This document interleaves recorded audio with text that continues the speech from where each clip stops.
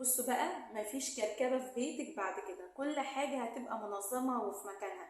طبعا لاننا بنهتم بالترتيب، عشان كده وفرنا لكم حامل المقشات ده.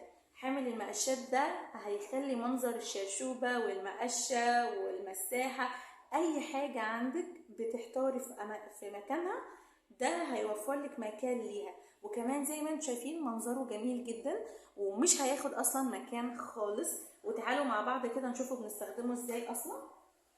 يعني انا دلوقتي كده علقته تمام ورا باب المطبخ تمام.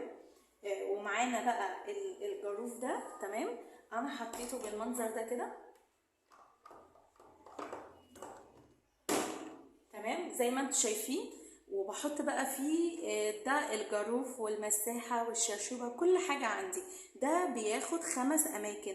وزي ما انتم شايفين برضو ممكن برضو احط عليه مثلا فوط المطبخ اللي بحتار في المكان بتاعها زي ما انتم شايفين، او شنطة، اي حاجة اي حاجة ليها ملهاش مكان عندك، ده هيوفر لك مكان بجد، وهتستخدميه على طول وعملي جدا، وهيمنع الكركبة عندك. وزي ما انتم شايفين هيبقى حاجة جميلة جدا، مثلا لو جبتيها لوالدتك او صاحبتك مثلا اللي بتجهز، هيبقى جميل جدا، وهدية بسيطة وسعرها بسيط جدا.